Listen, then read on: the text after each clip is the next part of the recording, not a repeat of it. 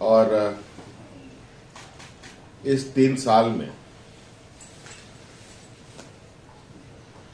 कई आपदाएं आई, कई चुनौतियों को भी सरकार ने देखा और हमारी सरकार ने लगभग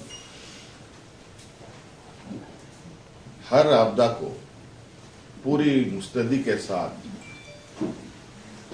अवसर में बदलने का प्रयास किया।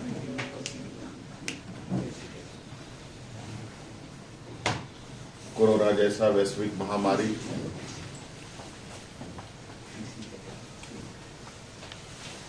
सुखाड़ जैसे आपदा,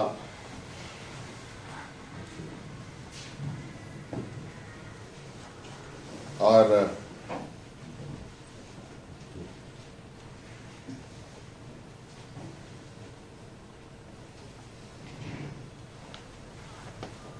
इन सब के बीच में सरकार के 3 साल के कार्यकाल को ऐतिहासिक बनाना,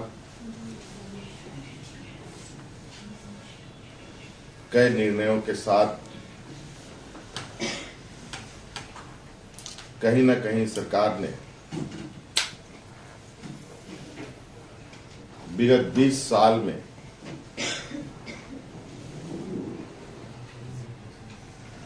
जिन निर्णयों को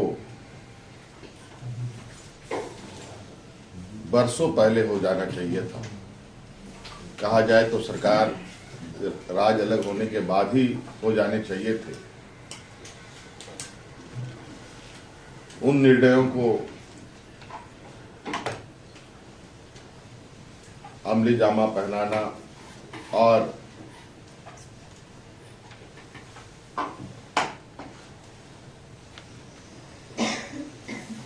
उसको अस्तित्व में लाना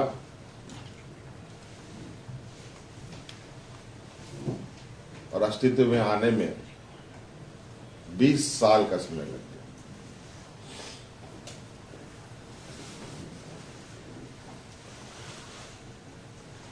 20 वर्षों में आज भी ये राज्य पिछड़े राज्यों के पायदान में खड़ा है। कहीं न कहीं पिछड़े राज्य का एक सम्मान इस राज्य के 3.25 करोड़ लोगों के लिए और इस राज्य में राजनीति करने वाले लोगों के लिए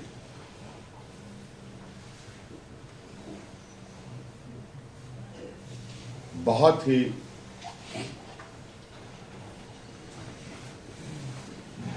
निराशा और शर्म करने वाली है। सरकार हमारी आज इस राज्य के इस पिछड़ेपन और इस राज्य के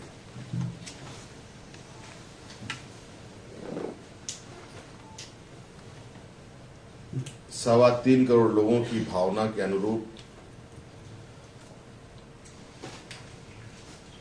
किसान, मजदूर, नौजवान, महिला सभी के लिए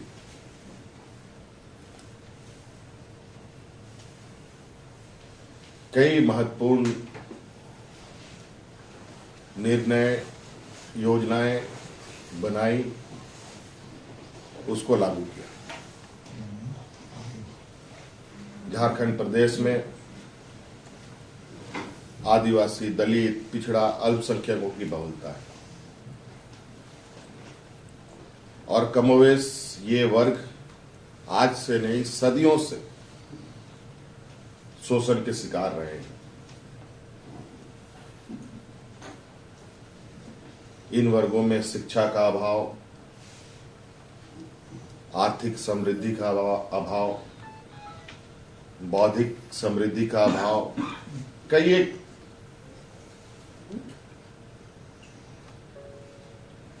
समस्याएं आज भी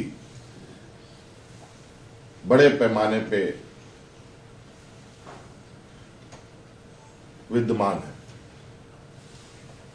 आज हमारी सरकार ने इन वर्गों को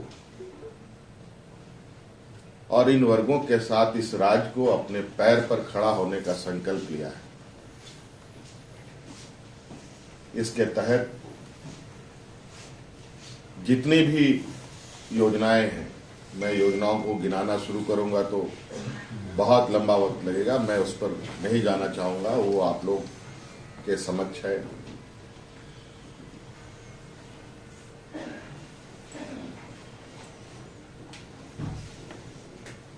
शायद आंकड़ों में कमी बेसी हो सकती है। लगभग हम लोगों ने इन 3 सालों में 200-250 से अधिक निर्णय लिए।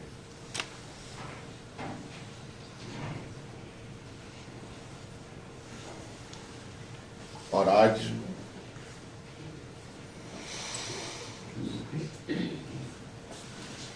मुझे उम्मीद ही नहीं, पूरा विश्वास है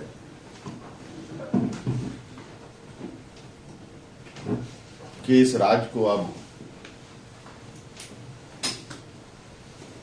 आगे बढ़ने से नहीं रोका जा सकता।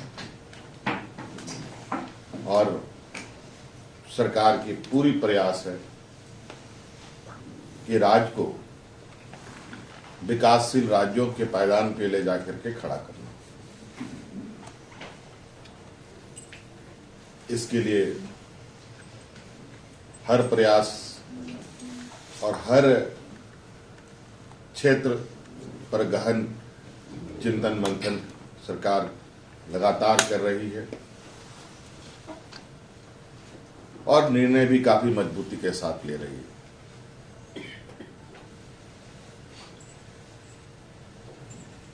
यही वजह है कि इस राज्य के लोगों में के चेहरे पर जो 20 वर्षों में बिल्कुल मायूस, निराश, हतोत्साहित रहे हैं, अब उनके चेहरे पर धीरे धीरे मुस्कान लौट रही है। आप सब लोगों ने बरसों से इस राज्य को देखा है, समझा है, परखा है। आपने ऐसे मंजर भी देखे हैं जहां विधायकों का, मंत्रियों का घर घेराव होते थे, कार्यालय घेराव किया जाता था अपने हक अधिकार को मांगने के लिए, लेकिन हक अधिकार तो मिला नहीं। लेकिन लाठी डंडे काफी पड़े लोगों को, और 20 वर्षों का जो घाव है वो इतना पीड़ादायक रहा कि अंतोगत्वा विपक्ष को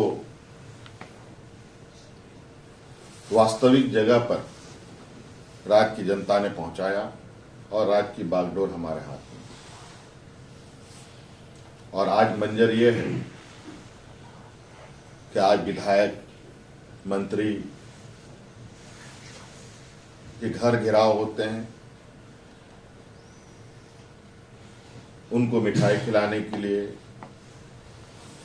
गुलाल लगाने के लिए और सरकार के निर्णयों का स्वागत सड़कों पर ढोल नगाड़े के साथ किया जाता है।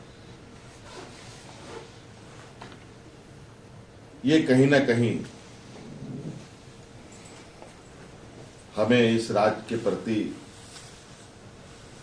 मजबूती से निर्णय लेने के लिए और प्रेरित करती है। आंदोलन का उपज ये राज्य अनेक शहीद वीर सपूतों का ये सपना था कि राज्य अलग होगा, आदिवासी, दलित, पिछड़े, अल्पसंख्यकों का जीवन स्तर में सुधार होगा। लेकिन दुर्भाग्य की बात है, बड़े सुनियोजित तरीके से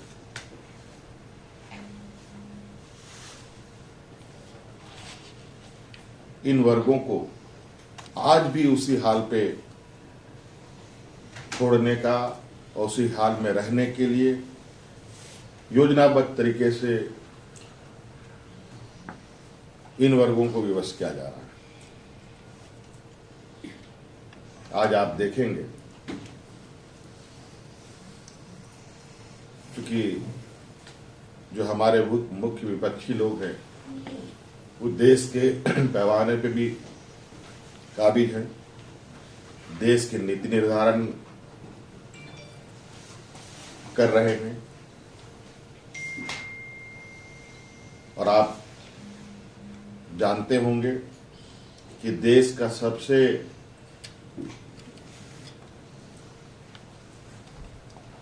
अधिक ग्रामीण क्षेत्र के जो नौजवान होते हैं वो लोग अपने रोजगार के लिए, नौकरियों के लिए सबसे अधिक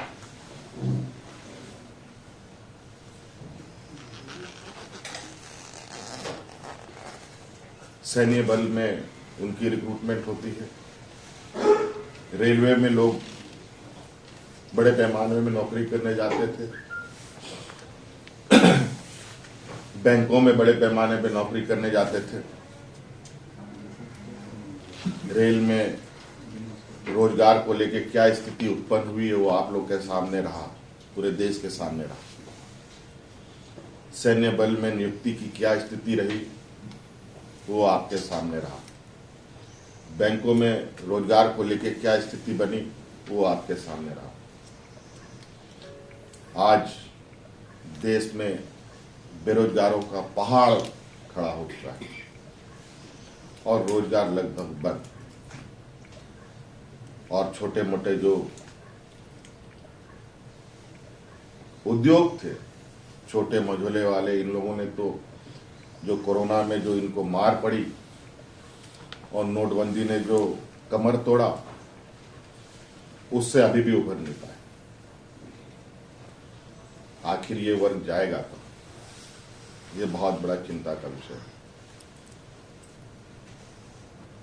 आज बड़े चिंता का विषय है कि आज इस भौतिकवादी युग में जब हम चांद पर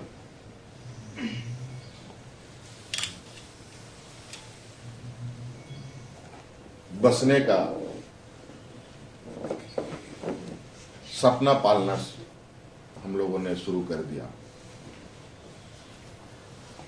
वहीं हमारे देश के विभिन्न राज्यों में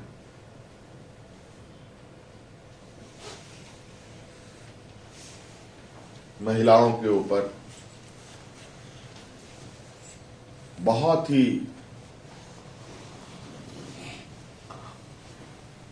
कहा जाए कि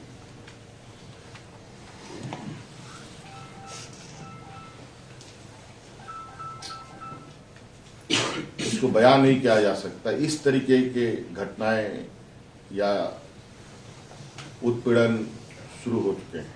हालांकि महिला उत्पीड़न तो होता ही रहा है, खैर इस राज्य में तो बहुत पहले से भी चला आ रहा था, लेकिन वर्तमान में जिस तरीके से समाज के अंदर नई विकृतियां खड़ी हो रही हैं, चाहे वो हमारे राज्य में हो और भी राज्य में हो, ये सभी को हमें भी चिंता करने की आवश्यकता है और भी राज्य के राजनेताओं को करना की आवश्यकता है और देश में भी ये चिंता का विषय होना चाहिए कि आखिर ये देश, ये राज्य किस ओर जा रहा है। संविधान में आदिवासी, दलित, पिछड़े, अल्पसंख्यकों को आरक्षण प्राप्त है नौकरियों में। जब नौकरी ही नहीं रहेगी तो संविधान में आपको आरक्षण प्राप्त है तो प्राप्त, आप घर बैठे रहिए वो आरक्षण का सर्टिफिकेट लेके।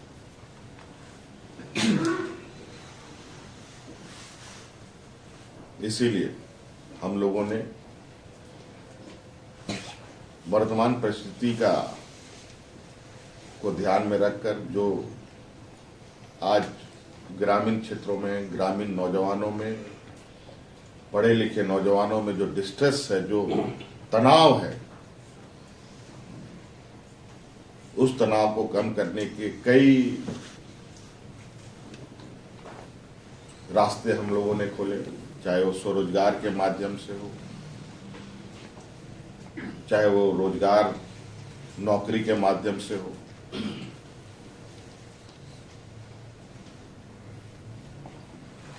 और मुझे लगता है कि ये सरकार के निर्णय, सरकार के जो सोच है, यहाँ के 3.25 करोड़ लोग, यहाँ के मूलवासी आदिवासी जो लोग हैं, इनकी हर संभव हम लोग प्रयासरत हैं कि वो भी अपने पैरों पर खड़े हों और राज्य भी अपने पैर पर खड़ा हो। और इसको लेकर चूंकि सरकार बनने के बाद सरकार ठीक से बैठी ही नहीं थी, कोरोना जैसा वैश्विक महामारी आया, अभी फिर से उसकी दस्तक है, इस बीच सुखाड़ का भी आपदा हमारे सामने रहा। और ऐसे स्थिति में अगर हम कुछ इन बीच में भी जो हम लोगों ने निर्णय लिए हैं और कार्य किए हैं, मुझे लगता है कि इस ऐसी परिस्थिति विगत राज्य अलग होने के बाद कभी नहीं था।